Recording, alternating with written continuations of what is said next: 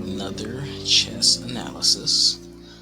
This is a game that I played today, actually, that I lost. I want to show my wins and losses because, the analysis don't just help the person watching it, also helps me as well. It helps me look at, okay, where did I go wrong? What didn't I see?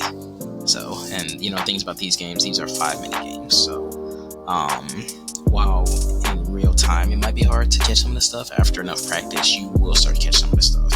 So there are plenty of times where I saw a move that I probably wouldn't have saw if I had too much time, or maybe I would have. And there was just time, stuff where I had made a move not saying that I had a better move, because again, time is playing, into this. People are moving faster, and with moving faster you also have to be, you're forced to be more aggressive in your play. Sometimes. Sometimes you play a more defensive game up front, and then you start to, get more aggressive with your attacks later. So, yeah. So I mean, it all depends on the setup. So, but let's get into it. So, and actually, this is part of what I'm gonna start doing with my video. So here is the ending of the game. Here is where I lost, and as you can see, my opponent has a king and a rook. So, and I have these three measly pawns. My opponent has 4 pawns and his king, and it's just like, this whole king side of the board is decimated, destroyed, annihilated, like erased. So, so that's how it ended. Now let's go to the beginning. Let's see where I went right, or let's see where my opponent went right and I went wrong. So I played e4. He played e5. I played king's gambit. Giving up the f pawn that is a known weakness in the game. And how people choose to respond to this is differently. Some a person might come out doing that. You just respond that way. They might, well, no, actually, they're not going to do that at that point, because you would just take back. You don't want to do this, because then you just lost queen. So, but again, like with this setup, the queen is almost forced to retreat back to, say, here, and then you just bring your knight out there, and then maybe they do that. You might.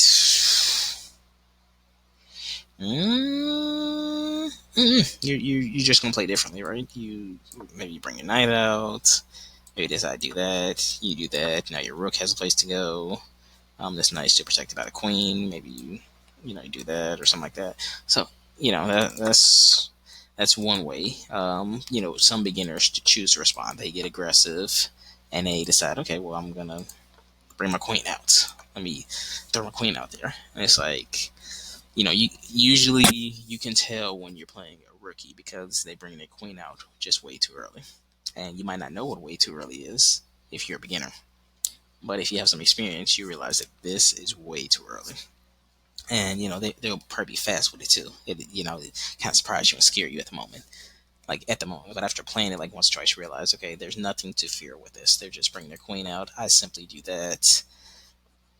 That's it. Now they have to retreat. They just wasted a move. Instead of me, I gain development because I'm moving a piece up. They lose development because they have to move their queen back.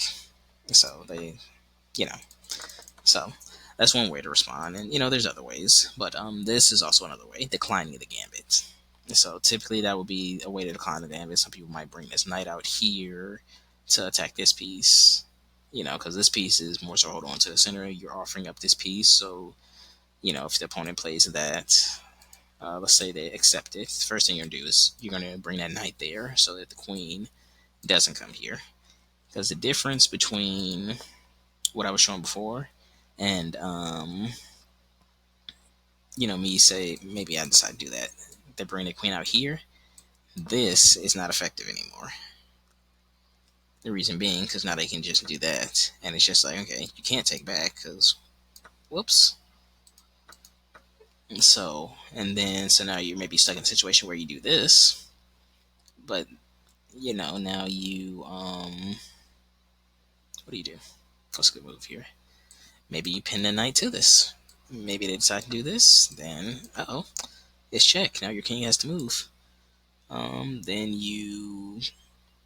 I mean, from there, it's just okay. You play the game how you play, but if you look at this side of the board, like it's decimated, and you no longer have to castle, and your pieces are still kind of here. They haven't even fully developed yet. They're not even. They haven't even, gotten into the center of the board or just got moved anywhere.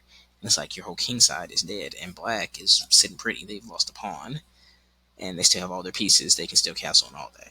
So, so there's that. So there's that. There's why if you take this, you always bring that knight out first, so you avoid all that. But let's go back. Okay, so they played that. They declined the gambit, which it's fair. They don't have to take the gambit. It's up to them. Plenty of people play the decline line. They practice with it and played it, and they like this better. So, but I've tried to add some more pressure there. If he does, let's go back. So if my opponent does take this, I just swoop in here, and I have control of the center, and then my bishop is probably going to try to take that pawn next move. So, but my opponent did that, where I brought my bishop there. He brought his My opponent brought their knight there, attacking this pawn that's unprotected. I brought my other knight out to add some protection there. Brought his bishop out. What I do? I canceled next move. So I mean, as you can see, like the game is starting off pretty good. I would think pretty well so far. Not too much action is happening right now, which isn't a bad thing. Sometimes you get in these complex setups where it's okay, you have to dig your way through it. It makes the game challenging, but it also makes it fun as well. So, they brought their bishop there, and usually, if the bishop wasn't there, I might do that. I'll probably put my bishop here. That way, if they bring it there or if they decide to bring a pawn up, it's going to be a few exchanges right here. But that's not the case right here because they brought the bishop there sooner than expected. So I castled. They brought that pawn down because next move they're going to fin shadow their bishop, and fin shadowing the bishop just means the putting it on the F or the G or the B file. So it's a very effective tactic because the bishop, when they're on this square, this square, this square, and this square, they control that whole file. Like it's just sitting here and it's just staring down this file. And when it comes to castling, like if I get to fin shadow my bishop here, my opponent decide, okay, I'm going to castle kingside. My bishop is leaning in the direction where my opponent is, and that can come in handy later, right? It's like with chess, the thing about the bishop is the bishop becomes sneaky when you fin shadow it because if you fin shadow your bishop and don't move it for like 3 or plus moves, your opponent almost forgets about your bishop. And it's like you make a move, and all of a sudden your opponent brings their bishop back into play after not playing it for a while. And just like, okay, where did that come from? I didn't see it there. It's literally because it just hides in the background sometimes. It's amazing how, you can look at the whole board and some pieces just, you don't see that attack coming sometimes. So, yeah, so I brought my bishop there. Just adding some more protection here in case that knight decides, okay, well, I'm gonna move this up, or yada yada yada. So, my opponent put his bishop here to attack this pawn, and now they have two, I guess, opponents staring down this pawn, and at first I didn't think too much of it, but that actually became a Achilles heel later. So I decided, okay, well, I'm gonna attack your bishop and your pawn. So he moved the bishop back. I took his pawn. He took that pawn, which was better because now he has this open file. So the bishop is there, but once that bishop moves, this rook is just staring down this file, and lo and behold, that's the side I'm castling on. So it's just like, oh boy. So I decided, okay, well, let me move my rook there to try to get the rook in the game, and maybe it would have been better on this file. One, just because it's a open file. Once I get my knight out the way, this is an open file. So, then that kind of came to bite me back in the butt because I was like, okay, now my knight is pinned to my queen. So then it's like, okay, well, what do I do here? So, I decided to put my knight there to threaten this knight. Maybe it's not a smart exchange right here. Yes, at the time, again, we're playing with 5 minutes, so it's just like, okay, well, I'm just gonna make that move because it seems kind of smart now. And so, but of course, my opponent can just exchange, or I can exchange, and now his queen takes, and now his queen is in the game. And just like, okay, well, crap, now the queen's in the game. So now I have a queen on the side. Then my opponent has his queen on the side, and his rook just staring at his files. Within a few moves, I can be a real danger. So, my opponent decided to take, and I took back. They had to move their knight out the way, so their knight is attacking my knight right here that is pinned to my queen. So it's like, okay, crap. What can I do here? Because I can't just, I gotta do something. Like, what can I do? So I decided to move my rook into the game. At the time, I was like, okay, well, I'm at least attacking this bishop, but I'm not really attacking this knight because this pawn is here. So, I guess needs to say I didn't really have a plan there outside attacking this bishop. So, which is like, okay, I probably could have did something better than that, maybe. But again, this bishop is causing me trouble because one, I haven't moved this pawn up, and two, even if I get a chance to move that pawn up, I can't because then this bishop is gonna swoop in and take my bishop, and I might want to use my bishop. So, okay, so my opponent did that, and it's just like, okay, well, what am I to do here? The logical, I'm in check right now, so it's like, okay, I have to take.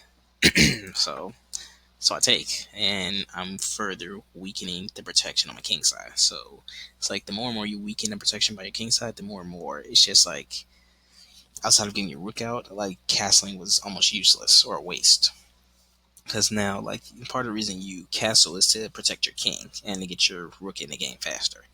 But now it's just like, okay, where's my king side at? Like, where's my protection at? It's like, it's moot. So my opponent decided to move that bishop back, which fair enough, because now it's like now this pawn is pinned, or the bishop is pinning this pawn to the queen. It's like I still cannot move my I have to move my queen away to do some damage, and it's like, okay, well, where can I move it? So I moved it there, but really I should have moved it there. And the reason I should have moved it there, so my opponent couldn't just do that, because now I have to move my rook somewhere, and where the heck am I gonna move it? It's gonna have to move like on this side of the board somewhere, and then I do that, and oh, well, now my opponent just got another pawn, and they're just stacking up pieces, and it's just like, okay, so that's why at the time I was thinking like I should have just moved it. Instead of doing this, I should have moved it here, because then my opponent just couldn't do that, because otherwise now my queen's in the game. And then, as you can see right here with the bar right here, it's like, okay, that would have put me at a bigger advantage than what I did. So, but again, this is about what I should have did, but it's also about what I did and how I can learn from that. So, needless to say, I did that instead. And so, and maybe in my head I was thinking, okay, well, I'll just sacrifice my rook. Oh,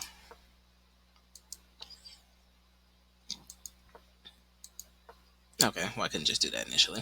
But so then they added protection here because they probably thought, okay, he's gonna sacrifice his rook. You know, we're going to pretend like this queen isn't here for a second. I'm going to do that. He's going to do that. I'm going to do that. And maybe, just maybe, he comes in like this. And then, whoop, in the corner. Bam. Whoop. Bam. So that's how that sequence could have turned out. And then it's like I really would have been in this game. So I think my opponent saw that, or they were just like, I'm just going to add some protection there. Maybe it's just instinct to add more protection to that pawn. So, but if he hadn't, that's potentially the setup we could have had. So needless to say, I did that. Um, my opponent did that. I took back because I didn't want my rook taken, and they took back with the queen. So this queen is protecting this rook, but at the same time, it's like this rook can't really go too many places right now. And again, this bishop just sitting here hasn't moved in so many moves is irking my nerves because I want to do that, but then that happens, and then that happens, and then it's just like, okay, I lost my bishop. Now, granted, it's like maybe I should have just let it go because the bishop wasn't that important at the moment. It wasn't seeing any action. It was a non-active piece. But at the time, it was just like, okay, that seemed like the move to do. So I didn't touch it. But after that, I played that because I was like, okay, let me try to fin shadow this bishop at least. This pawn is protected by the queen, so let me fin shadow the bishop. My opponent did that. Now, it finally moved this bishop into play. And then I notice where the bishop moved, and it's like, okay, crap. This bishop is now staring down this pawn, so it can come in with this rook if it wanted to, or it can come in with this bishop for a check, where I can't move in that corner. Or actually, no, that would have been checkmate. So I didn't even see that in the game. I was just like, I need to get rid of that bishop. The bishop is in my way. So I took it, and it had to take back with the queen right here because this pawn is pinned to the king. So I took back with the king or the queen, and then I was like, okay, let me move this pawn up now. So now I'm attacking this queen, which again wasn't doing too much because queen could just go there, and it's like now it's check. And here's where things turn for the worse. Okay, so they played that, which was a smart move. They put me in check. I was like, okay, well, crap. Now I'm gonna be moving around a little bit, but it's not game over yet. So I did that. Now from here, well, no, we're gonna keep going. My opponent did that. I took back. He did that. I got there. Now he started to move his king in the game, and now it's like this bishop that I haven't really been able to use all game is now pinned to my rook, and it's just like, of all the pieces to cause me a lot of problems, it's been this bishop. This bishop has not moved. It has not been active in this game, and it's caused me all these problems because one, I haven't moved it, and two, I haven't been able to move it. So it's just like, it's just sitting there being not even distracting, just be useless. So after that, I was like, okay, well, let me move closer to this rook. My opponent, of course, moved away. Smart, because my king can only move one square at a time, and they can move like several, as much space they have. And from there, I was like, okay, well, let me maybe get my rook into the play. Maybe I lose my bishop, but I get my rook in my play. Maybe I can mount some type of comeback. My opponent brought his rook down, and it's just like, okay, crap, that rook is coming on the side of the board. It's like, okay, I gotta figure out something fast. I ain't got much, but I gotta figure out something. So, since I didn't have much, part of me was thinking, okay, well, maybe I can put my bishop here. I'll give up my rook, but I might be able to cut off them from moving their pawns ahead. So something like that. Like this pawn is on a nice outpost. Well, it's on an okay outpost. I say okay because if this pawn was like here, then it'd be a nice outpost because then this pawn is just sitting there. It's controlling these two squares, and there's nothing the king on the side can do about it.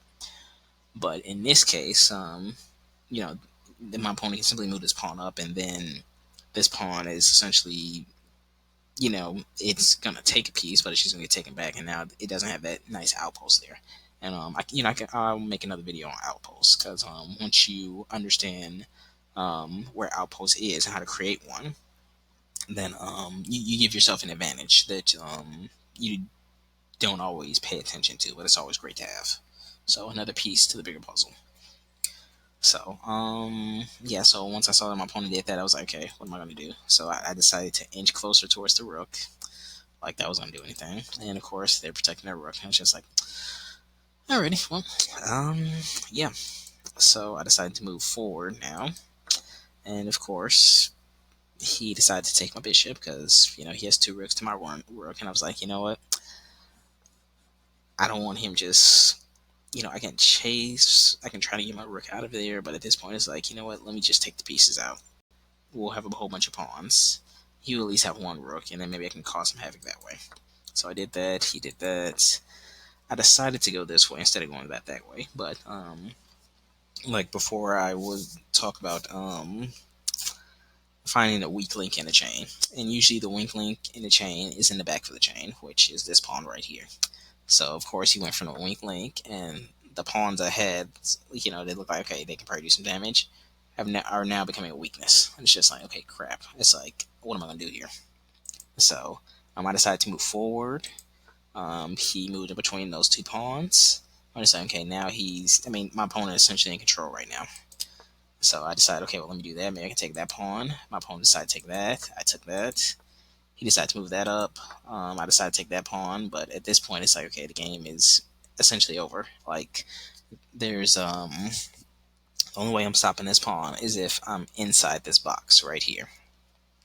And the reason I say that is because if I'm inside the box, every time this opponent, if the pawn stays here, but my king is like right here. My pawn moves up, I move there.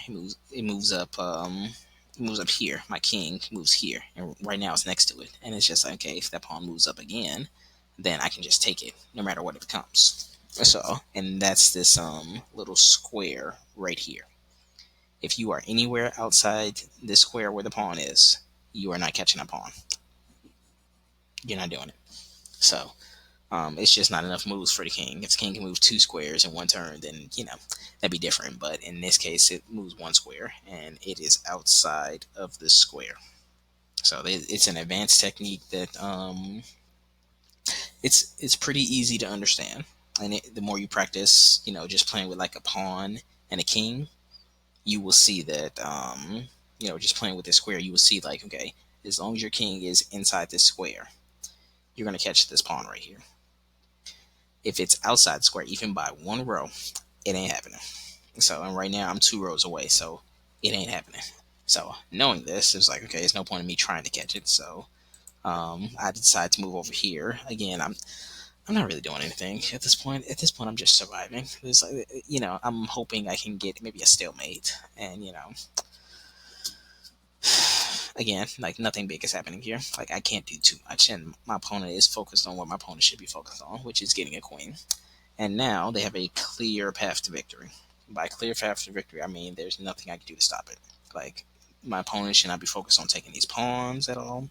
There's no point. Why? Because my opponent got a queen right here, which is cutting off this file, which means I am stuck on these two columns right here, and there's nothing over here stopping my my opponent from getting a I don't know what to call this checkmate. We're gonna call it a back row checkmate because essentially I'm on the back row. Checkmated. So, um, my only strategy potentially here is to move diagonal here, getting closer and closer to probably the rook or so. Getting closer to the queen is not going to help so much because the queen has flexibility to move around, and with the rook, your queen would. It's kind of hard to explain. I'll have to show you, but I would say like moving closer to the rook and stopping the rook from making a move, making a move when it switches. Like, okay, so I did that. I probably should have just came forward actually. So let's come forward. My opponent does this. I do this. My opponent does this. I do this, and now I've stopped the checkmate, but not for long. So my opponent does this. I Oh, you know what? No, no, no. That's not the move. Um, yeah, like I've stopped this checkmate from happening because then I can just take it back there. However, a simple fix is just moving at least one square away from where the king can get to, and by one square I mean go like right here. You see that the rook. How should I explain this? Okay, so if the rook was here, it's 2 squares away. So in this case, it's still 2 squares away, right? So if my king goes here, that's still checkmate because it's still at least a square between the king and the rook. So that's what I kind of mean by being at least 2 squares away. Like you can see right here, it's 2 squares, right? Because even if the king makes that one move, that's checkmate right there. The king can't stop that. Whereas if you decide to go here instead, there's 1 square there, and all the king has to do is go there. And then it's like, okay, well, you just wasted a move. Now you're still trying to get checkmate. And, if you go right here, 2 squares. So if the king goes here, checkmate.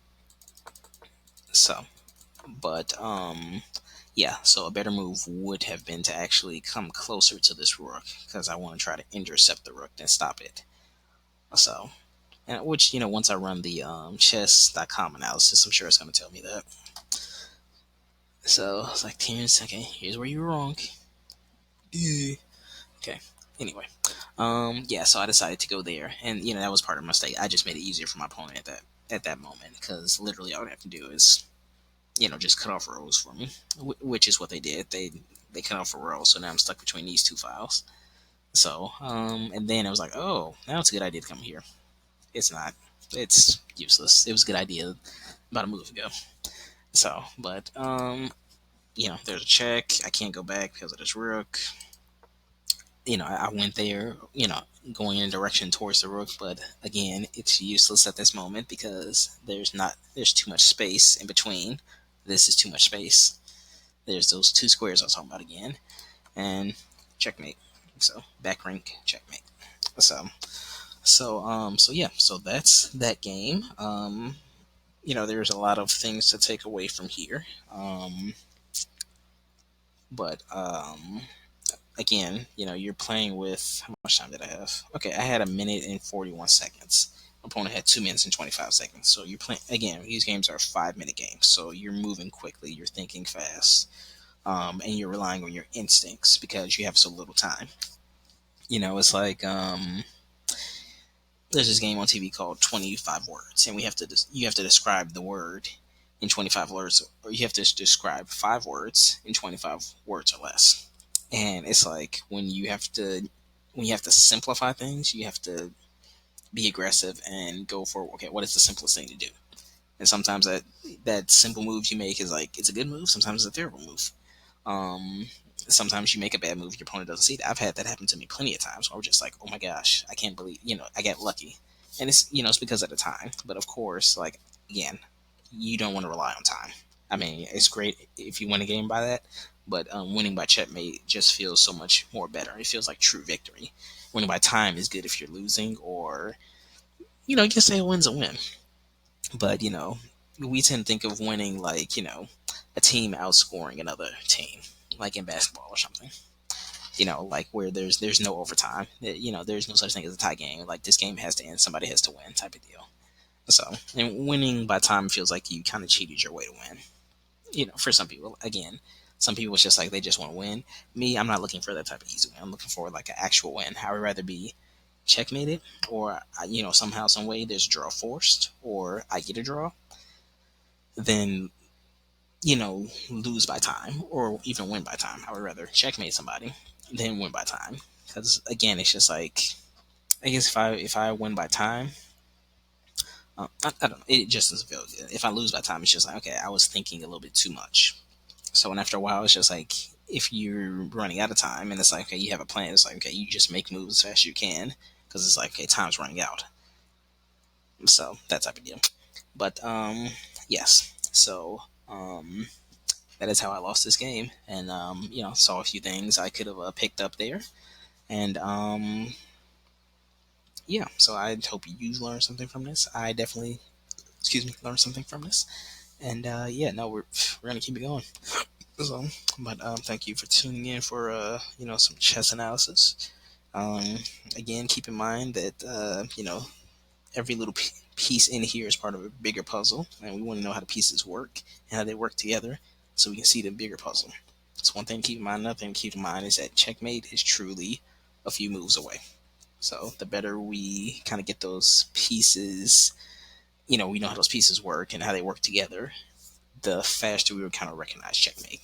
It's like, I've gotten checkmate in like 20 moves, and it's just like we were barely in the middle game.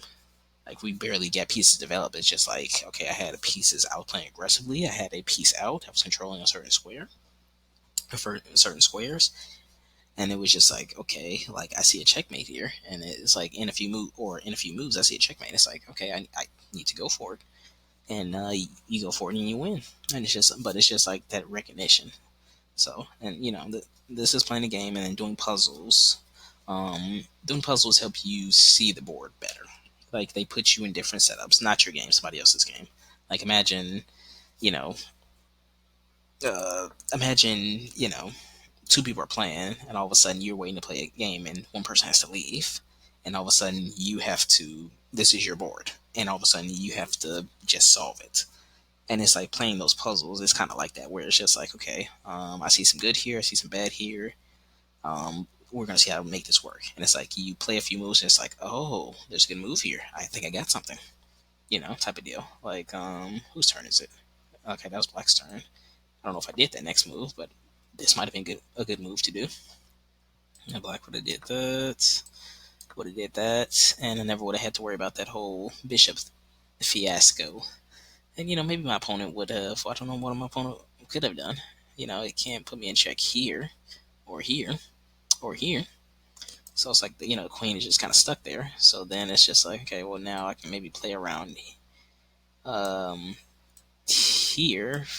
It's not gonna let me, but maybe I can play around here with this rook and put it like right here and drive this queen away. They still had castled at that point, so it's a whole bunch of different stuff. But playing the puzzles again is like doing that. It's like, okay, what is the setup here? It's like, okay, how do I take advantage of the setup here? That's a terrible setup. Like this. It's like, okay, what can I do to make this, better setup? Like every time you do a puzzle, that's what it's like. It's like you feel like you're taking over somebody's game, trying to play either what they played or play a better move than what they played, something they didn't see, but you get the knowledge from it. So, but yeah, that's it for this video. And yeah, I hope you've learned something from that. And I will upload this soon. And yeah, I'll be doing more analysis like that. And my, I think my new thing is showing the ending before the beginning. That way, you can kind of see how things end, and we work backwards, and it's reverse engineered to get it to a certain point. So eventually, I'm going to develop my own style of making these videos, and then I'll upload them to YouTube, and yeah, we'll see. Hopefully, that makes the channel kind of grow some because I'm looking at it from a different angle. But either way, as long as there's one person out there watching the channel and they're learning something, it's good enough for me. So, but all right, take care.